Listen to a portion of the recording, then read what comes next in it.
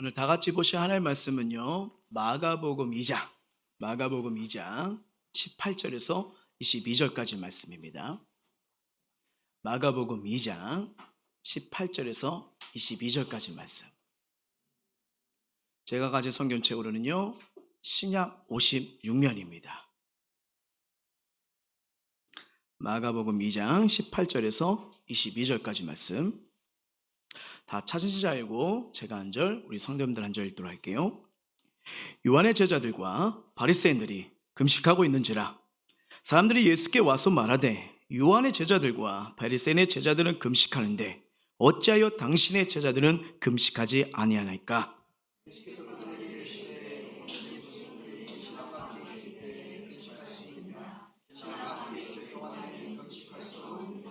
그러나 신랑의 빼앗길 날이 이르느니 그날에는 금식할 것이니라.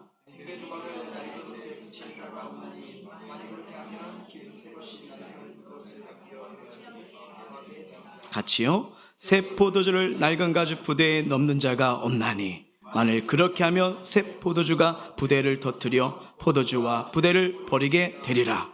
오직 새 포도주는 새 부대에 넣느니라 하시니라. 아멘.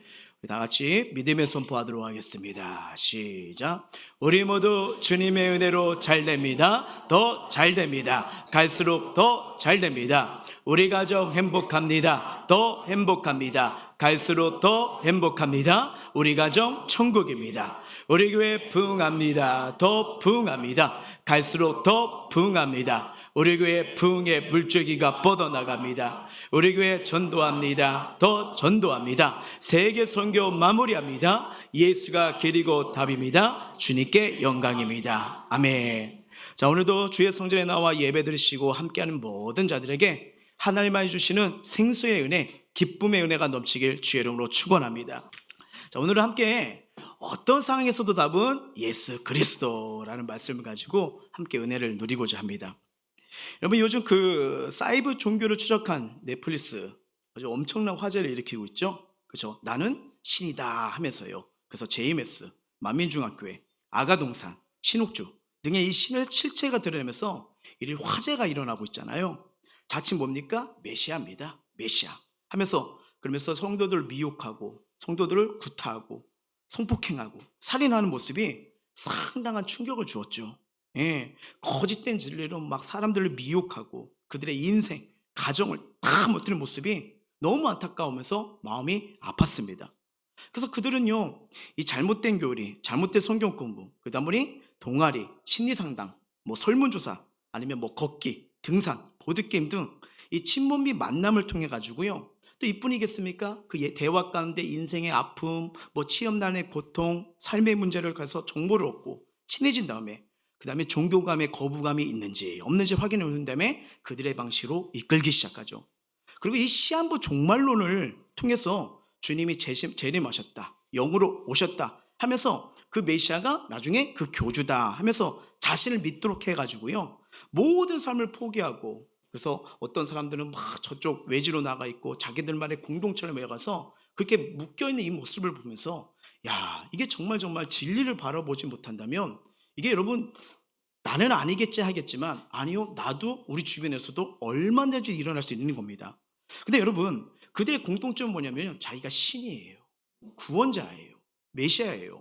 근데 여러분, 우리가 성경 이것만 하나도 알아도, 제대로 알아도 크게 흔들릴 리 없는 이유가 뭐냐면요, 자, 성경은요 주님 오실 날을 분명히 이렇게 말씀하고 있습니다. 마태복음 말씀 한번 볼게요. 시작. 그때 사람이 너에게 말하되, 보라, 그리스도가 여기 있다 혹은 저기 있다 하여도 믿지 말라. 거짓 그리스도를, 거짓 선지자들이 일어나 큰 표적과 기사를 보여 할 수만 있으면 택하신 자들을 미혹하리라. 보라, 내가 너에게 미리 말하였노라. 그러면 사람들이 너에게 말하되, 보라, 그리스도가 광야에 있다 하여도 나가지 말고, 보라, 골방에 있다 하여도 믿지 말라. 번개가 동편에서 나서 서편까지 번쩍인 같이 인자의 남도 그러하리라. 아멘.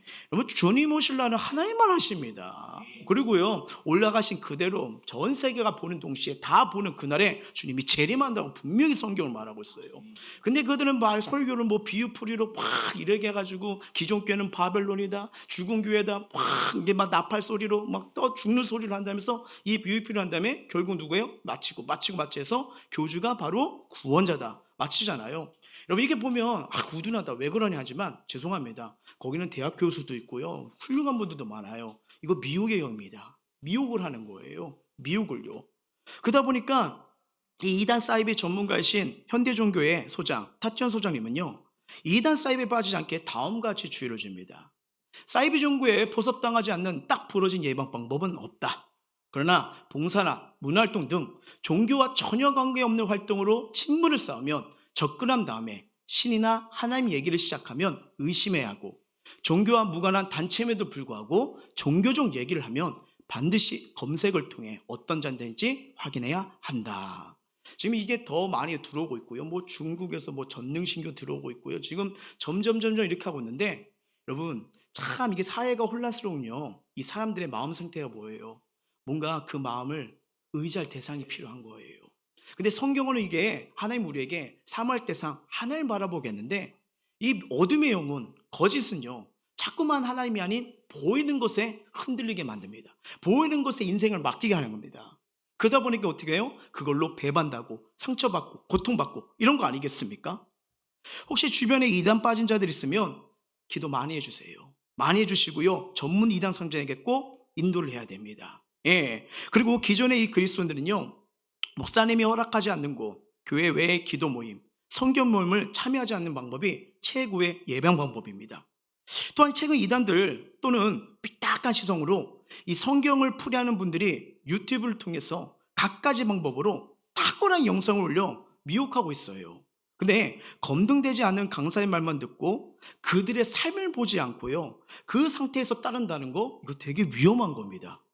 아무리 좋은 말, 좋은 설교를 할지라도 영상으로만 보았지 영상을 찍은 자들의 삶을 보셨나요? 예. 행여나 좋은 영상일지라도 그것이 그날만 보여주기식 영상으로 맞춰진 영상이라면요, 예, 어떻게 하실 겁니까? 정말 시대 혼란스러워 분별하기 없지 않아요. 그래서 주님도 이 땅에 오셨을 때 주여 하는 자마다 내가 너희를 알지 못하리라. 그리고 하신 말씀이 왜요? 난 너희들의 열매를 볼 거야. 삶을 본다고 하셨잖아요. 예. 그래서 영상을 듣고 판단한 신앙생활은 분명히 한계가 있어요. 그래서 이 시대에 이 이단과 사이비에 빠지는 자들이 많다는 걸 보고, 야, 정말 우리가 예수님 제대로 알아야 된다.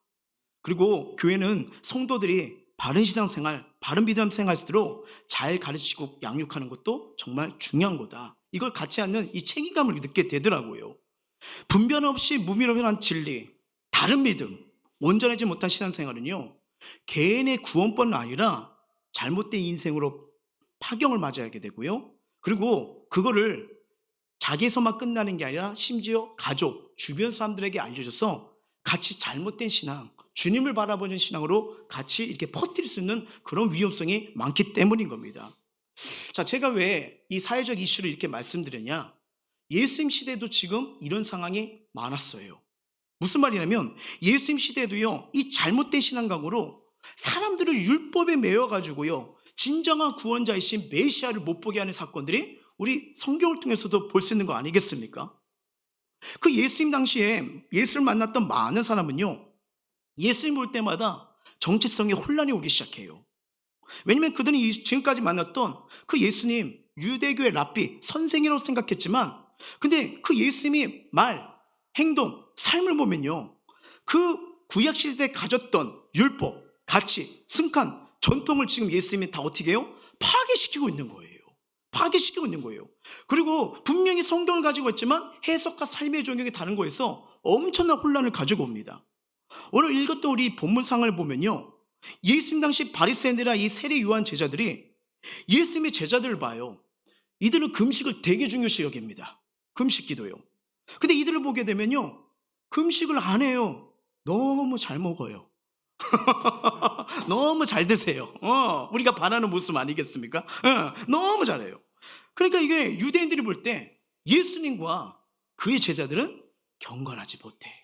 어떻게 저렇게 생활할 수 있어? 라면서 비난이 가는 게 본문의 내용입니다. 자, 한번 말씀을 한번 우리 살펴보길 원해요. 18절 한번 읽어볼게요. 시작. 요한의 제자들과 바리새인들이 금식하고 있는지라 사람들이 예수께서 와서 말하되 요한의 제자들과 바리새인의 제자들은 금식하는데 어찌하여 당신의 제자들은 금식하지 아니하니까? 라고 말합니다. 여기 보면 세례 요한의 제자가 나오고요, 바리새인들이 나와요. 자, 세례 요한 제자들은 세례 요한이요. 사도 요한이 아닙니다. 세례 요한이에요. 세례 요한이 회개하라, 천국이 가까이 하면서 이렇게 선포를 하잖아요. 회개를 강조했어요. 그러니까 그 제자들도 당연히 회개하면서 금식하는 걸 중요하게 여기고요. 또 바리새인들이요. 여러분, 이렇게 그 당시 배경을 보면요, 바리새인들은 매주 월요일, 목요일 금식을 했습니다. 대단한 거죠. 왜 금식을 했느냐? 여러분, 이 금식은요, 회개의 표식이에요. 아, 하나님, 제가 또 힘이 생기니까, 내 삶이 또 잘해지니까 자꾸만 또 내 의뢰로 나가네요 하면서 회개를 말하고요. 그리고 하나님 뜻대로 살고 싶어요. 내가 주인 돼서 살고 싶지 않아요. 하나님을 온전히 따르고 싶어요. 이게 회개예요. 그리고 어떤 중요한 일이 생겼을 때 하나님, 온전하게 하나님 뜻을 발견하게 해주세요. 그런 마음으로 또 금식 기도를 한 겁니다. 여러분, 이 금식 기도는 특별한 의미가 있어요. 해보신 분들은 알겠지만 금식을 통해 이제 우리는 음식은 먹고 살 가치도 없고 하나님이 도와주시지 않으면 저 죽은 목숨이랑 똑같아요. 하나님, 내 삶 붙잡아 주세요. 이 표현입니다. 근데 하나님이 이런 자세, 이런 기도 귀하게 여기십니다. 네. 그래서 우리가 어려운 일 당해 울고 금식하고 기도하면 응답으로 들어줄 때가 상당히 많습니다. 성경도 이걸 말씀해요. 자, 마태복음 말씀 한번 볼까요? 시작. 금식할 때 너희는 외식한 자들과 같이 슬픈 기색을 보이지 말라. 그들은 금식하는 것을 사람에게 보이려고 얼굴을 흉하게 하느리라. 내가 진실로 너희에게 이르노니 그들은 자기 상을 이미 받았느리라. 너는 금식할 때 머리에 기름을 바르고 얼굴을 씻으라. 이는 금식하는 자로 사람에게 보이지 않고 오직 은밀한 중에 계신 내 아버지께 보이라 하려 하면 은밀한 중에 보시는 내 아버지께서 갚으시리라. 아멘. 여러분, 예수님께서도 이 공생의 맨 처음에 사역을 하기 전에, 역사의 현장에 들어가기 전에 하신 게 뭐예요? 광야에서 40일 금식 기도를 하셨어요. 예, 금식 기도는 육체를 억제합니다. 힘을 쫙 빼요. 그리고 내 안에 있는 불순종 독소를 다 빼게 만들어요. 예, 하나님께 집중하는 기도를 하는 거죠. 그래서 금식 기도를 통해 하나님은 놀라운 응답도 볼 수 있도록 은혜를 베풀어 주십니다. 그러다 보니까 유대인들이 좋은 거다 보니까 금식일을 많이 정했어요. 예루살렘이 바벨론 군대에 포로 잡혔을 때도 야, 이거 금식해야 된다. 아니면 함락되었을 때도 금식해야 된대. 그러니까 정말 좋은 의도죠. 하나님 은혜가 아니면 살 수 없다는 이 금식 기도예요. 근데 그때 당시 금식했던 풍수를 보면요, 온정일 하는 온전한 금식이 아니었습니다. 그러니까 무슨 말이면 그때 당시의 이 금식은 뭐냐면요, 해가 한 6시에 떠요. 그러면 한 저녁 6시까지 약 12시간만 금식을 한 거예요. 귀합니다. 그거 끝나면 뭐냐면 6시까지 참고 있다가 이제 그 금식만 끝나면 전뜩 뭐예요? 먹으러 가는 거예요. 먹으러 가는 거예요. 근데 이들이 지금 보여주는 건 뭐냐면 금식하는 것을 보여주시며 나 경건한 거 보이지? 나 금식하는 사람이야. 나 신앙 보통 사람 아니야. 금식은 신앙생활은 이렇게 해야 돼 하는 이 경건의 가시가 많았다는 거예요. 이들은 적어도 경건하다고 하면 자기들까지 그래도 화요일, 목요일 날은 금식해야 되는 거 아니야? 라고 했던 거예요. 그래서 이 금식을 해야 지금 이 유대 민족이 로마의 통치권에 잡혀 있잖아요. 금식해야 로마의 압제에서 벗어날 수가 있어. 금식하면서 하나님 앞에 정결하게 서야 돼 가는 거예요. 그러다 보니까 이 세례 요한 제자들, 지금 세례 요한은요 헤롯 왕한테 잡혀 있습니다. 아시다시피 나중에 목이 잘려서 이렇게 순교를 당하잖아요. 근데 오게 가치자 야, 스승이 선포했던 메시아 오심이 점점 다가오는구나. 그래서 더 금식하자. 그리고 옆에 보니까 바리새인들이 금식 잘하잖아요. 그래서 그들과 함께 금식에 초점을 맞춘 거예요. 근데 중요한 게 이겁니다. 왜 바리새인들, 이들은 어떻게 보면 이 신앙의 전통과 기준을 보여주고 있잖아요. 근데 그들 눈에 만약에 예수께서 정말 위대한 선생이고 정말 중요한 사람이라면, 이 하나님 나라를 기다리는 경건한 유대인이라면 로마 정권이 무너지고 이 세상이 회복될 때까지 예수님도 금식해야 하는 게 마땅하다고 생각한 거예요. 그래서 예수님의 여러분 이슈가 지금 이 유대사회 내에 엄청난 소문이 퍼지고 있잖아요. 병든 자를 고친다, 기적이 일어나고 있다, 죽은 자를 살리고 있다. 관심이 갈까요, 안 갈까요? 가겠죠. 네, 진짜 저 사람이 메시아가 맞나? 궁금이 가겠죠. 그래서 예수님을 따라다녀요. 따라서 관찰했는데 자꾸 마음이 불편해요. 자기들의 신앙 기준이랑 자꾸 엇갈리는 거예요. 부딪히는 거예요. 자, 중풍병자를 고치는데 따라왔어요. 고치는 거 좋아요.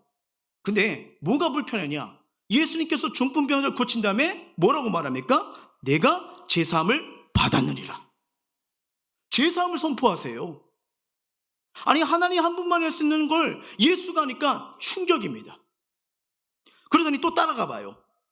당시에 죄인으로 멸시하던 셀이 가까이 여기고 싶지 않잖아요. 이들은 구별된 자입니다. 죄인과 함께 할 수 없어요.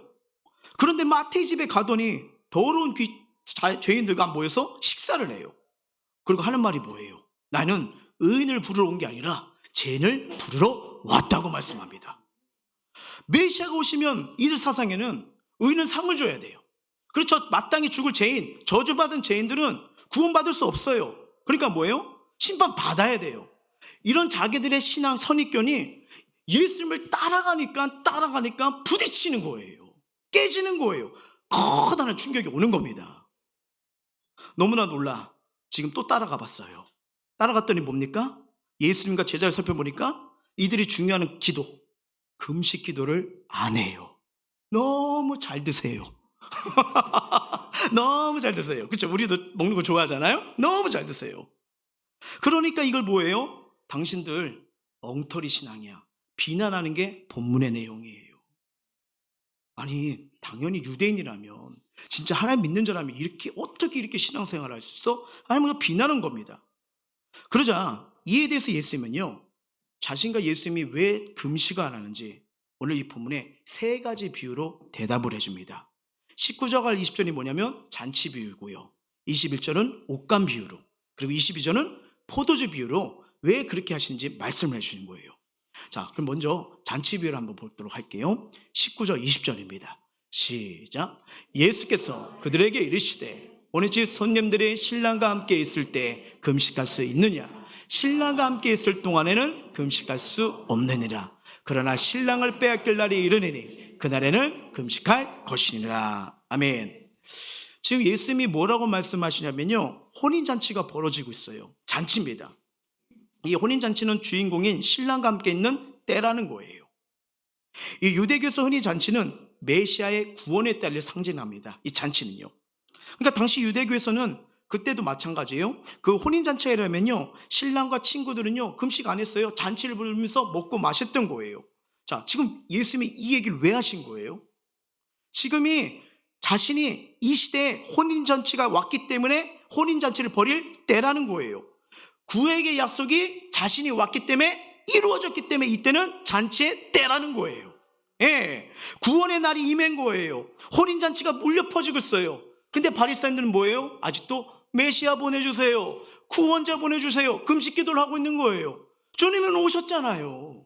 주님은 오셨잖아요. 노래가 퍼지고 있는 거예요. 너희들이 기대했던, 고대했던 그날 내가 왔잖아. 혼인잔치를 얘기하시는 겁니다. 그게 뭐예요? 즐거워할 때라는 거예요. 즐거워할 때라는 거예요. 그러니 오신 메시아 예수 그리스도를 두고 더 기도하고 금식할 필요가 있다는 거예요, 없다는 거예요? 없는 거죠. 이미 왔잖아요. 주님이 함께 계시잖아요. 이처럼 예수님이 오기 전까지는 인류는 죄라는 깊은 병에 걸렸었어요. 그래서 인간이 할 수 있는 건 뭐냐면요, 욕망을 억제해 죄를 덜 짓게 하는 방법이 없어요. 우리 의리적으로는 내가 자꾸 죄를 범하네, 자꾸 이렇게 무너지네, 그러면 뭐 요번 한 주는 지킬 수 있어요. 다음 기회에 한 번 또 이겨낼 수 있어요. 하지만 그 다음번에 또 무너지고 또 무너지는 거 아니겠습니까? 이게 우리의 연약함이에요. 근데 예수님이 오셨어요. 십자가의 보혈로 우리 죄를 치료하기 시작합니다. 그리고 우리에게 새로운 믿음과 새로운 인생의 길을 열어주세요. 뭐냐? 넌 죄인이 아니야. 내 아들이야, 내 딸이야. 넌 내 것이야. 넌 보배롭고 존귀한 자야. 완전 신분이요, 사망의 신분이 아니라 생명의 신분으로 바꿔버리는 거예요. 그리고 세상 끝날까지 너와 함께 해줄 거야. 날 돌보준다는 이 은혜를 주신 거 아니겠습니까? 그러니까 그 예수님이 오셨으니까 이제는 뭐야? 정말 이 예수님과 함께 누리고 잔치의 삶을 누리라는 거예요. 음식을 먹고 기운 차려 살아간다는 거예요. 얼마나 아름다운 소식입니까?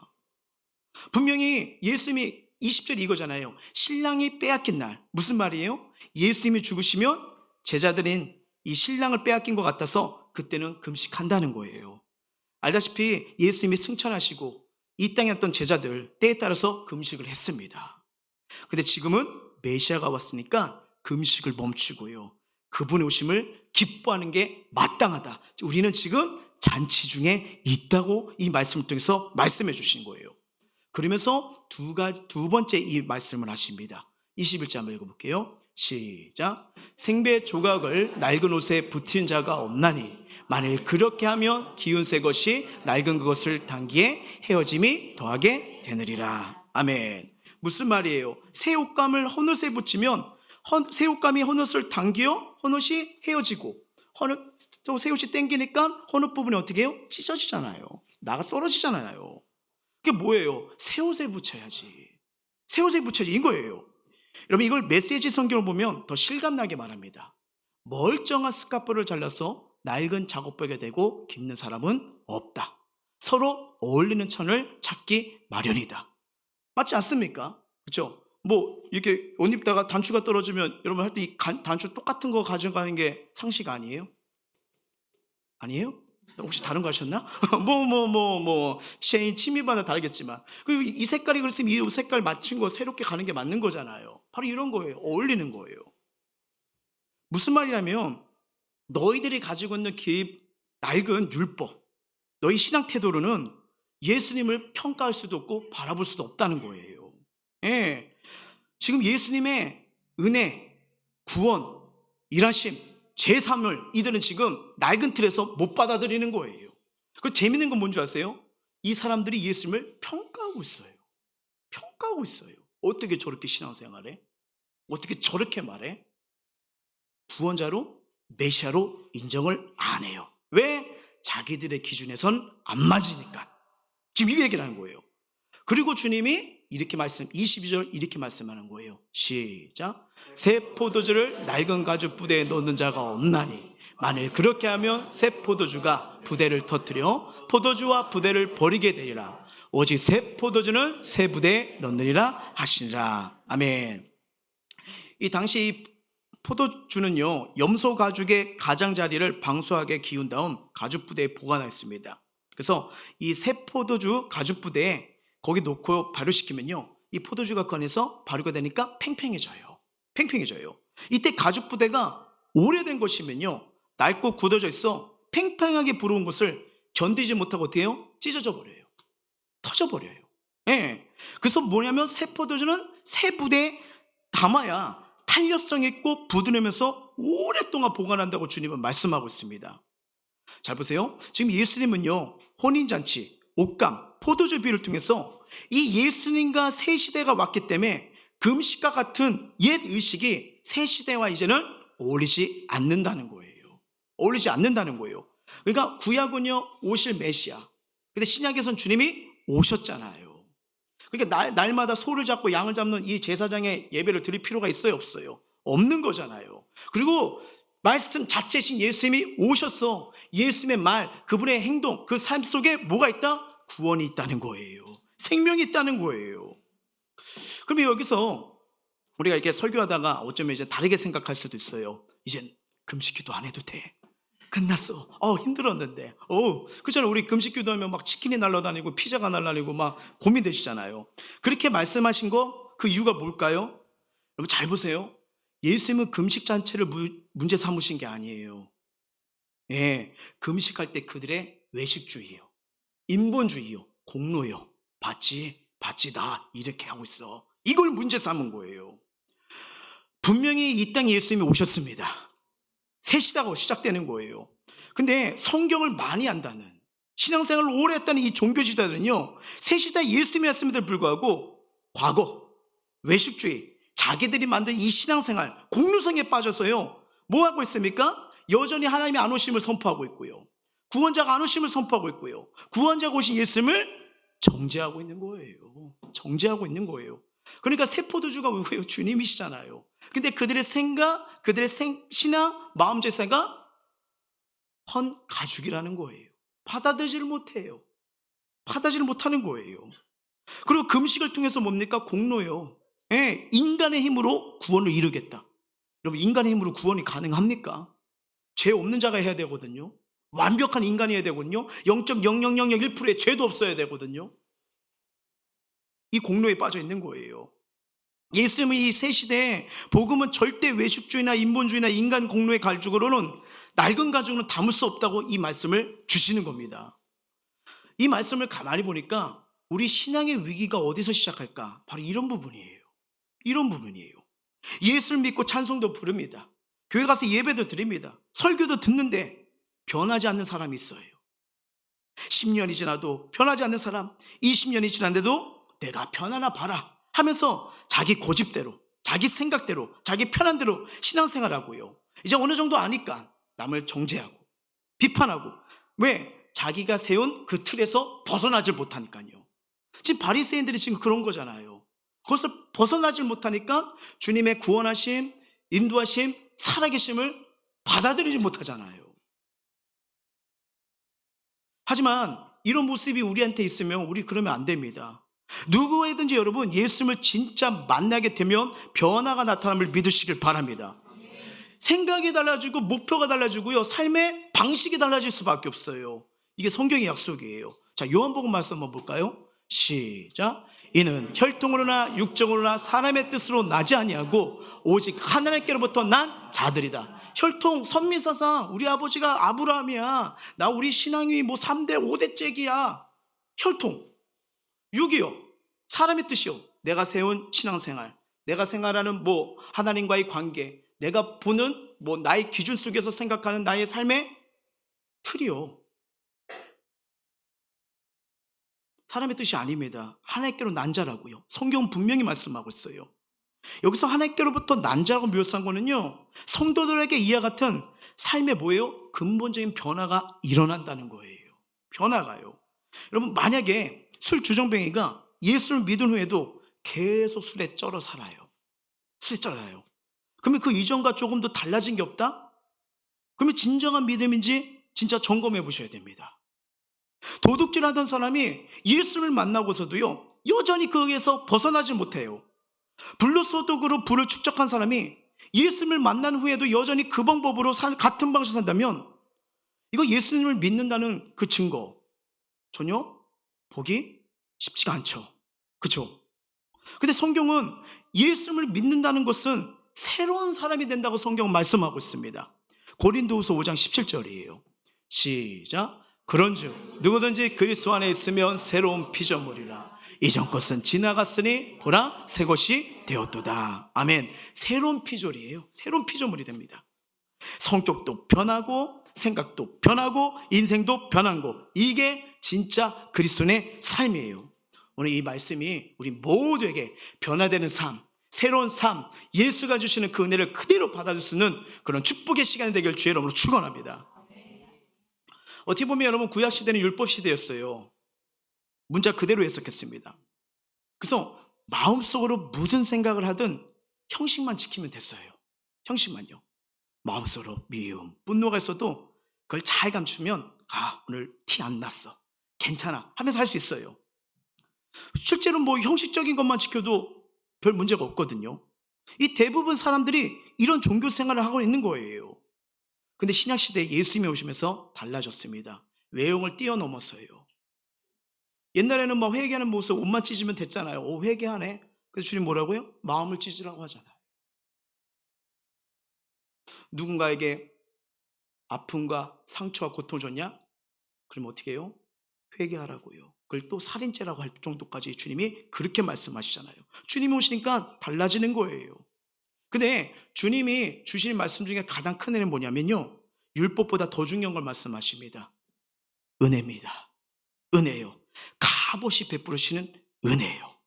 왜 바리새인들은요, 선행을 통해 가지고 어떻게 죄인들과 저렇게 해? 이방인들과 어떻게 저렇게 할 수 있어? 이거지만 주님은 깨트려요. 뭐냐? 다 구원받을 대상이다. 다 주님이 사랑이 필요한 대상이다. 깨트리기 시작하는 거예요. 그 은혜에 감격하고 기뻐하고 감사를 누리라고. 그래서 혼인잔치와 이 포도주를 비유하시는 거예요. 내가 왔잖아. 내가 너와 함께하고 있잖아. 누리는 게 뭐예요? 복이라는 거예요. 복인 거예요. 우리 경험에서 알겠지만 감사하면 감사할수록 그 사람 변합니다. 정말 신기하죠.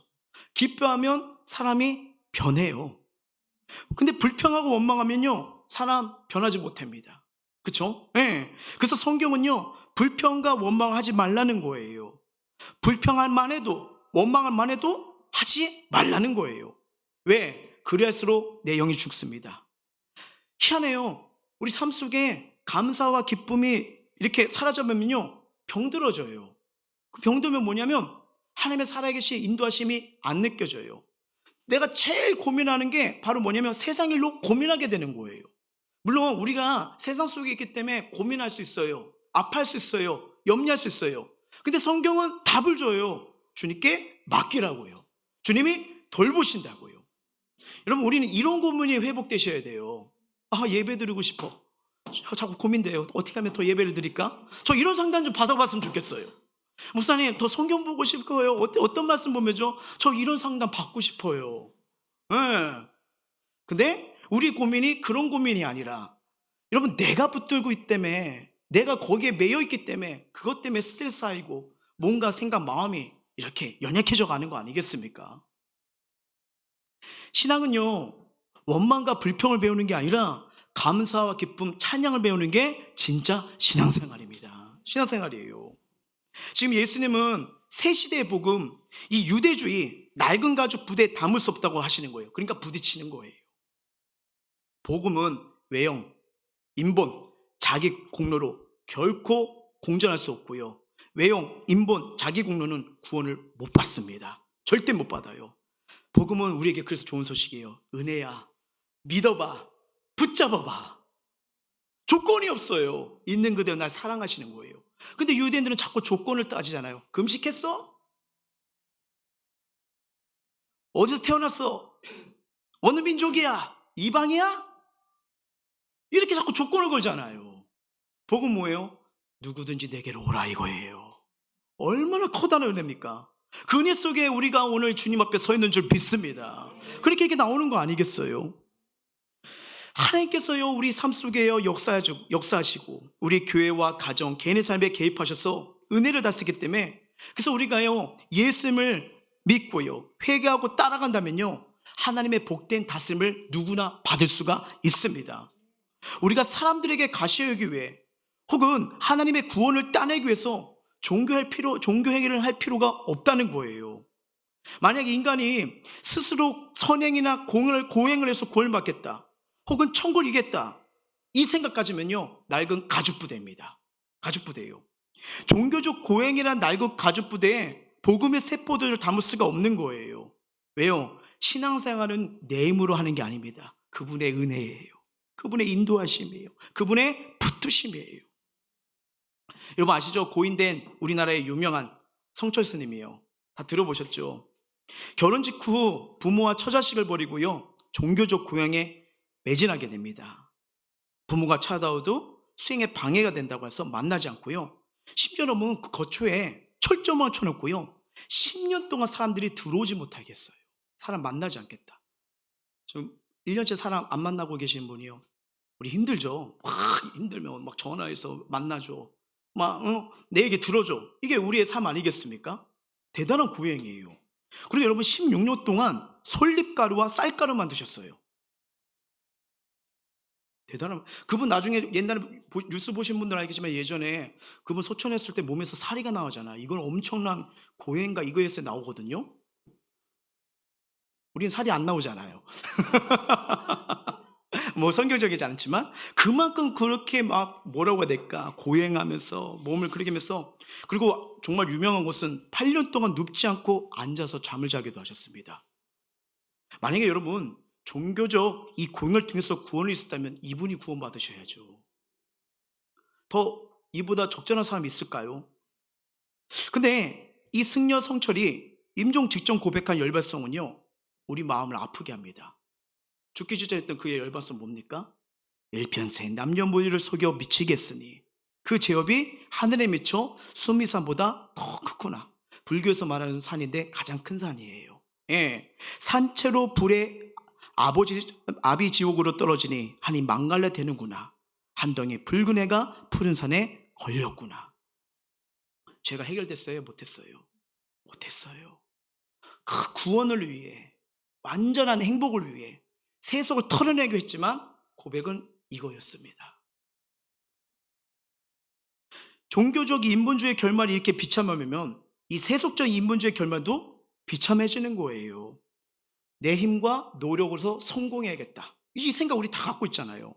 어떻게 보면 부로, 명예로, 실력으로 지상 낙원, 힘 있는 자가 세상을 다스린다. 이게 세상의 원리 아니겠습니까? 여러분, 이 꿈을 가진 자가 있습니다. 바로 이분이에요. 하워드 휴즈요. 네, 하워드 휴즈라는 미국의 유명 기업인 항공인 영화 제작자입니다. 키가 193cm예요. 저랑 비슷해요. 괜히 했어요.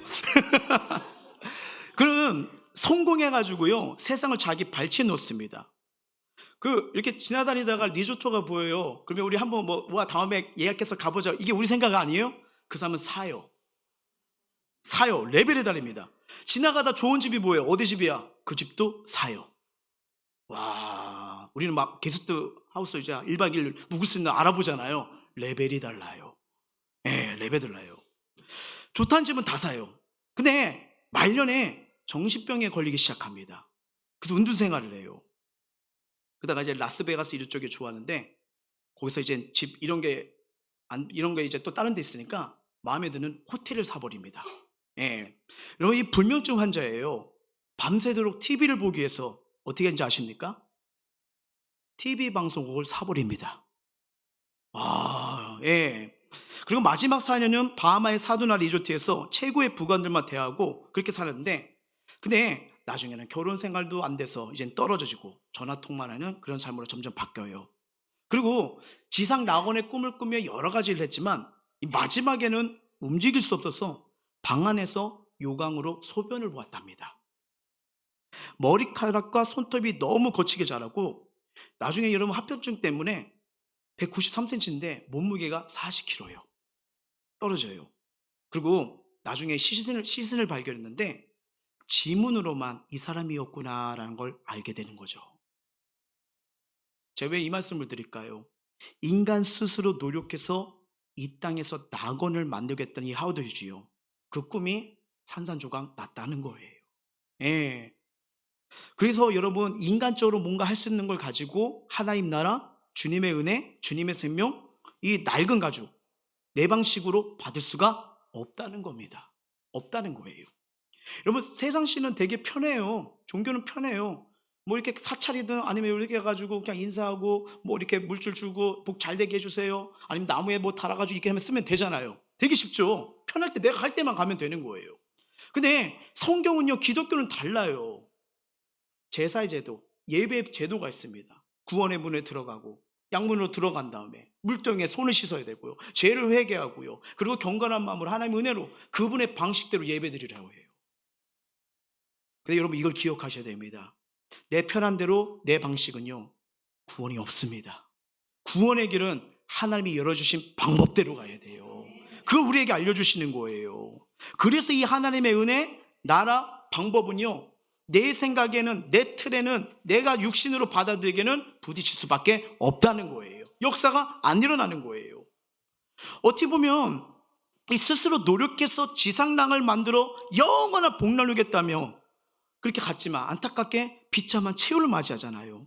어떻게 보면 승려성철과 기업인 하워드 휴즈처럼 되지 않는다고 해도요, 지금 스스로 노력해서 나갈 만들 때 가면 인생의 문제, 인간의 죄의 문제, 지옥 형벌의 문제를 해결할 방법이 없습니다.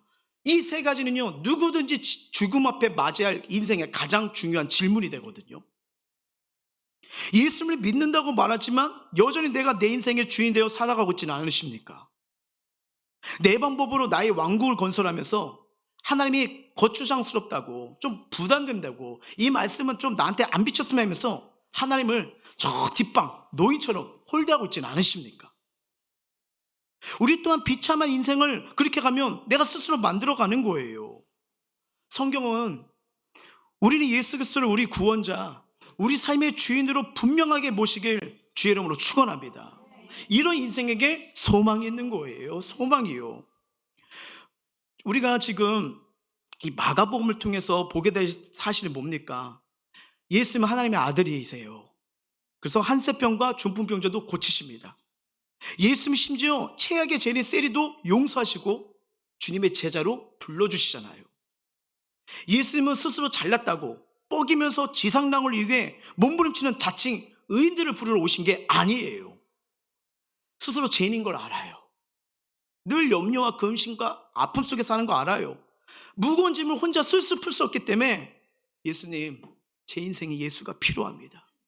저 좀 돌봐주세요. 저의 삶 좀 붙잡아 주세요. 내 인생엔 정말 주님이 주인이 되어주시고 날 다스려 주셔야 합니다 라고 예수님을 구원자와 주인으로 모시는 이 죄인들을 찾으러 오신 겁니다. 오신 거예요. 이게 우리 인생의 최고의 복이 되는 겁니다. 복이요. 이 복음의 새 포도주는 은혜와 믿음의 새 가죽 부대에 넣어야 됩니다. 은혜와 믿음의 새 가죽이요. 하나님, 제 힘으로 살지 못해요. 은혜 주세요. 저는 믿음이 흔들립니다. 굳건한 믿음 주세요. 이렇게 되면요, 내 안이 헝가지가 아니라 새 가죽으로 바뀌는 거예요. 주님이 그걸 말씀하시는 거예요. 그래서 복음은 오직 하나님의 은혜입니다. 오직 믿음이라는 새 가죽 부대에 담을 수 있다는 거예요. 그러면 여러분, 그런 그릇이 되려면, 하나님은 그 은혜를 주길 원하시는 분이라면 우리 또한 당연히 그런 부대가 돼야죠. 그런 부대가 돼야죠. 그래서 성경이 이렇게 말하는 거예요. 로마서 12장 2절입니다.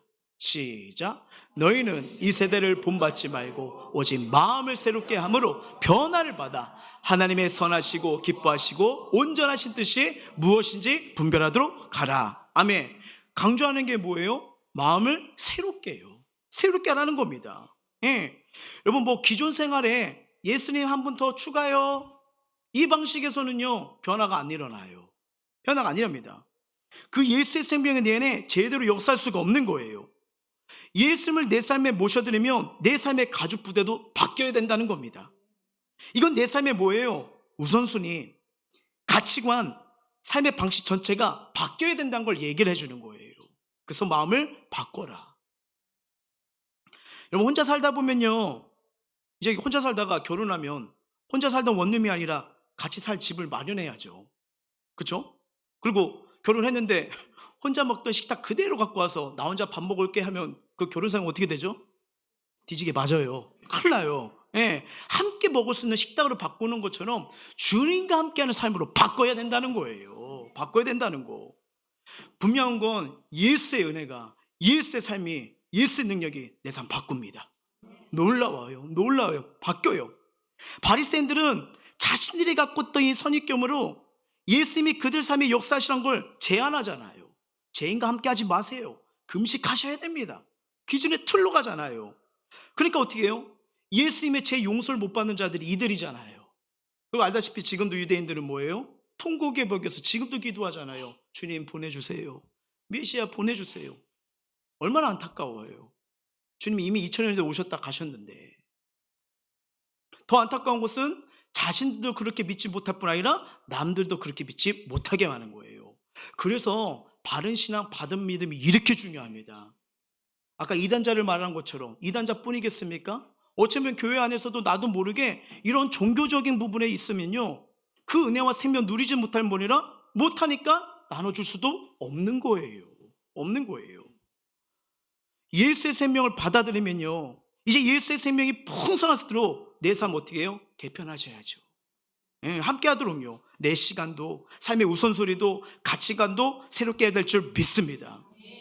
지금 내 삶에 예수님의 생명이 얼마나 풍성하게 거하십니까?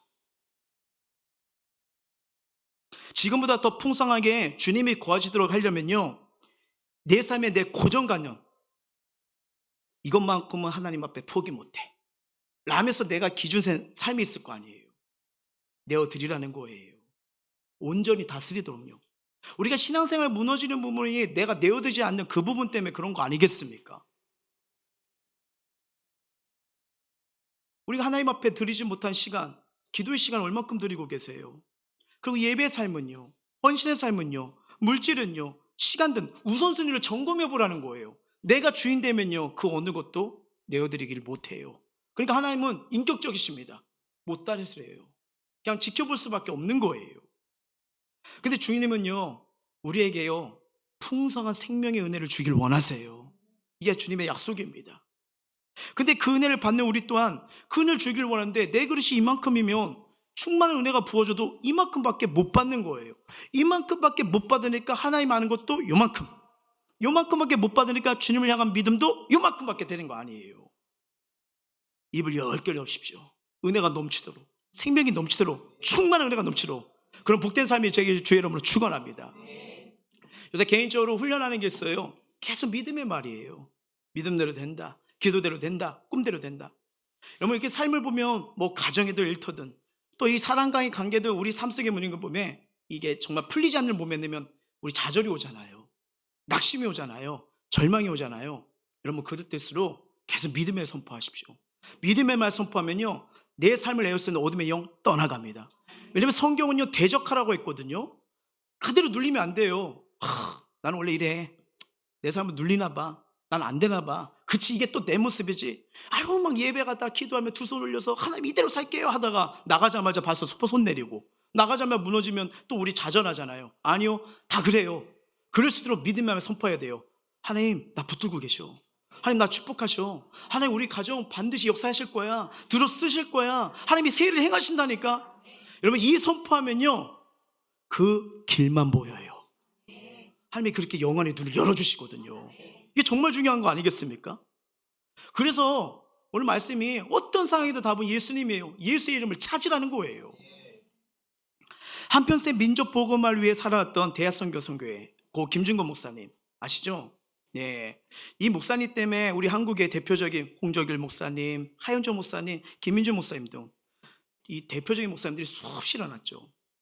정말 그분의 말씀을 한 번씩 이렇게 듣게 되면요, 참 가슴 울렸던 명설교들이 은혜가 정말 많았습니다. 근데 이 김중훈 목사님은 정말 이 공산당의 아픔으로 가족을 잃는 고통도 가가셨죠. 삶 속에 커다란 문제 속에 아픔도 있었지만 언제나 뭐냐면 대답은 예수 그리스도 하나입니다, 이걸 늘 외쳤던 분이에요. 그러니까 뭐냐면 이런 말도 하신 적 있어요. 나에게 어떤 질문을 해보세요, 난 거기에 대해서 답을 드릴 수가 있습니다. 100가지 질문에도 거리낌 없이 난 대답할 수 있습니다 라고 했던 분이에요. 그래서 이 CCC 대학생 여름 수련회 가보면 이 김진건 목사님 백문일답이라는 순서를 꼭 가진다고 합니다.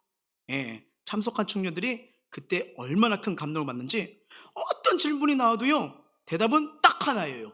예수 그리스도요. 예를 들어 인생은 어떻게 살아야 될까요? 예수 그리스도요. 자녀들을 위해서 무엇을 해놔야 되나요? 예수 그리스도요. 교회는 어떻게 회복됩니까? 예수 그리스도요. 고민했어요. 어제까지 100가지 질문을 이 예배 때 다 해볼까?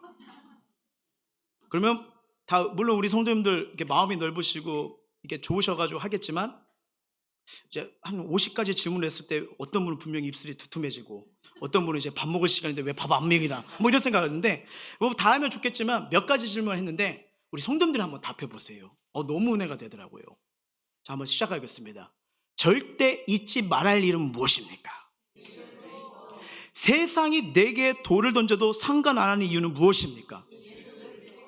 나의 잔을 넘치게 채우시는 분은 누구십니까? 모든 걸 새롭게 하신 분은 누구십니까? 가정은 어떻게 치유되나요? 질병은 어떻게 고침받을 수 있나요?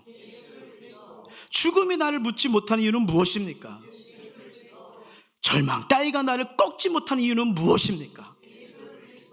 수많은 나의 기도를 하나도 빠짐없이 들으시는 분은 누구십니까? 우리에게 자신의 모든 걸 주신 분은 누구십니까? 우리의 모든 걸 드려야 하는 분은 누구십니까? 나를 절대 안 떠난다고 말씀하신 분은 누구십니까? 내가 절대 못 떠난 분은 누구십니까? 내 모습이 죄로 인해 보이지 않자 자신의 피로 내 죄를 닦아내신 분은 누구십니까? 모든 질문의 대답이 예수님이세요. 예수 그리스도, 예수 그리스도.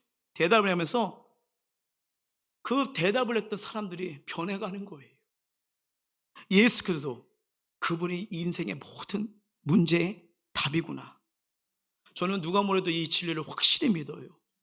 가끔 이렇게 신앙 상담을 받고 나면 내 삶의 기쁨을 못 느겠어요. 왜 하나님의 인도하심을 못 느겠어요? 그분 살아계심이 맞나요? 왜 내 삶이 이렇게 정말 어둠에 있고 끌려가고 내 삶에 하나님의 일하심이 안 보이는 거죠? 라고 할 때가 있어요. 그럼요, 힘드니까요.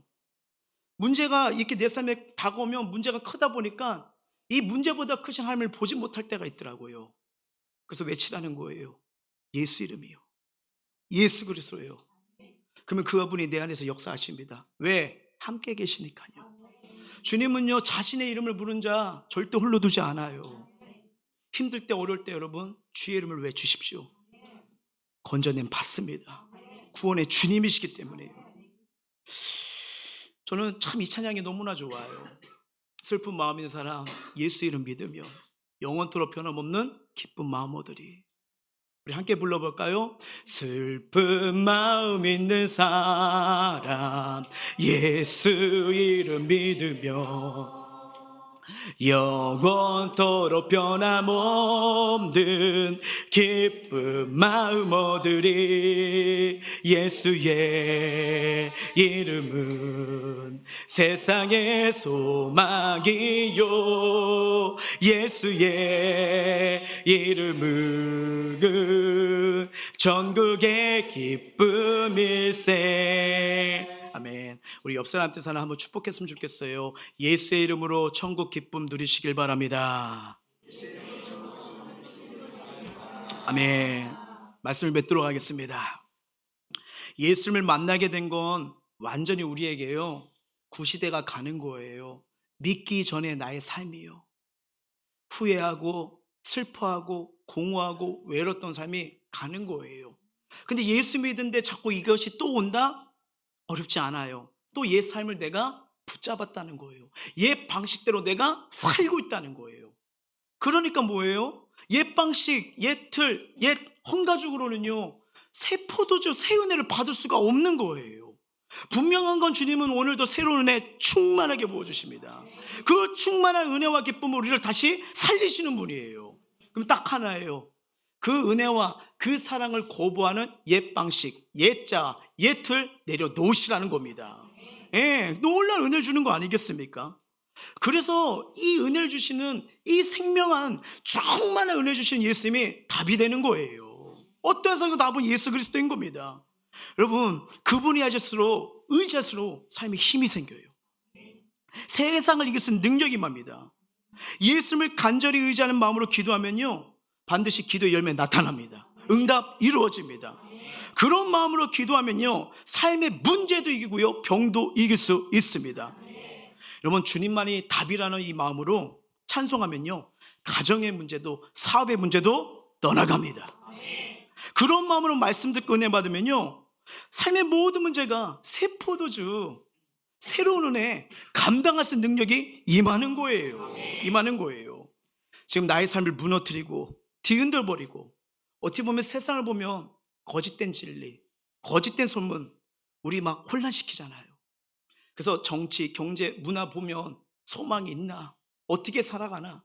고금리는 올라가고 있고 정말 하루하루 버티고 살고 있는 게 정말 쉽지도 않고 우리 사랑하는 자녀들은 얼마나 유혹 속에 있습니까? 답은 하나예요. 예수 그리스도예요. 이거 하나 붙잡으십시오.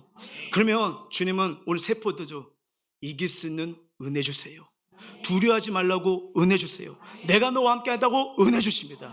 이 은혜로 다시 한번 승리하고 걸어가시길 주의 이름으로 축원합니다. 우리 찬양하면서 주님 앞에 나가길 원해요.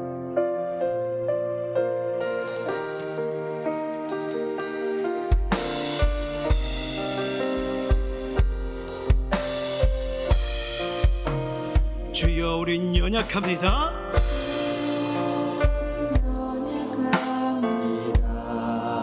우린 오늘을 힘겨워합니다. 이 모습 이대로 나가는 거요 주들 이루며 살기에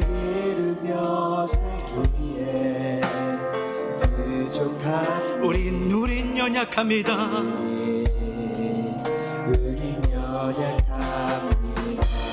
주여 우린 넘어집니다. 주여 오늘 하루 또 실수하는 게 우리의 연약한 삶이에요. 근데 주님은 죄인을 부르러 오셨대요. 그래서 내가 고백하는 거예요. 긍휼을 구하는 죄인입니다. 이게 인생의 답이에요. 주만 바라봅니다.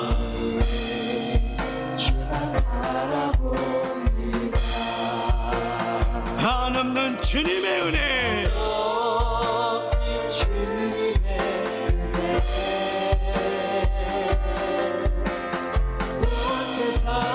오늘 성경 약속이죠. 새 포도주 충만한 은혜를 주시는 분이에요.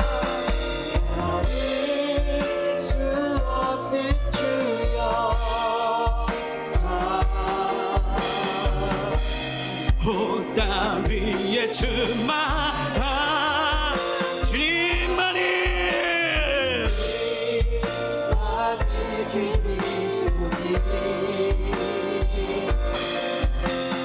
우리 그길 따라갑니다. 그날에 우리를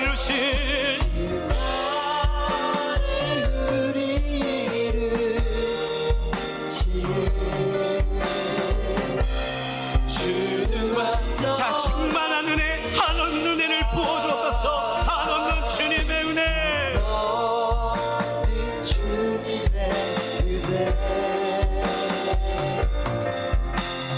온 세상 위에 넘칩니다. 가릴 수 없는 주여. 온 땅 위에 이곳에 충만히 임합니다.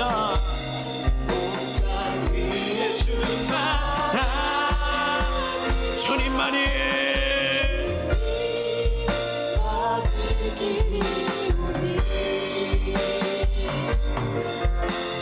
우리 그길 따라갑니다. 그날에 우리를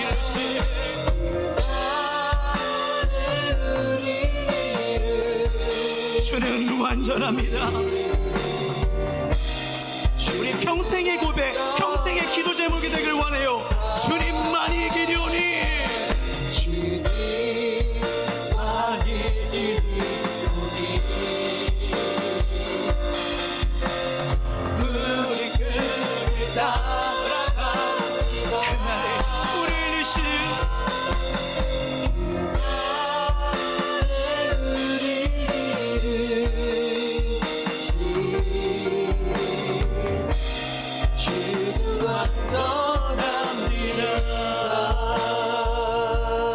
말씀을 기억하면서 우리 결단의 기도 시간 드리길 원하는데요. 복음은 언제나 새 포도주예요. 주님은 오늘도 나와 저와 여러분에게 계속 새로운 은혜를 주길 원해요. 근데 저도 제 삶을 이렇게 뒤돌아보면요, 왜 내가 예수의 생명, 예수의 은혜를 못 누리지? 어느 순간 내 생각, 내 영혼, 내 마음씨 삐뚤어진 거예요. 예수 믿기 전에 생각, 제된 습성, 나의 선입견, 고정관념, 내 편한 대로, 내 의지대로, 내 힘으로 하려다 보니까 부딪히는 거였어요. 아, 내려놓질 못했구나. 또 내가 주인 되었구나. 내 마음대로 신앙생활하려고 했구나. 우리가 주님 따라가야 되는데 내 방식 틀에서 주님 저 따라오세요 이렇게 하니까 하나님이 어떻게 할 수가 없는 거예요. 오늘은 하나님께서 우리에게 귀한 말씀을 주세요. 다시 주님 바라보라고, 주님 의지하라고, 주님 앞에 삶의 우선순위, 나의 모습을 다시 점검해 보라고요. 왜? 하나님은 어제도 오늘도 앞으로도 변함없이 나에게 가장 충만한 은혜, 충만한 생명, 충만하게 역사하실 분이거든요. 그 은혜를 우리에게 다시 주길 원하시는 거예요. 김준건 목사님의 그 질문이 가슴을 자꾸 울려요. 세상이 내게 돌을 던져도 상관 안 한 이유가 뭐냐? 예수 그리스도예요. 근데 내가 세상을 보고 돌에 민감하면 예수를 놓치는 거예요. 그러니까 내 삶이 자꾸 아픔과 상처에 매이게 되는 거예요.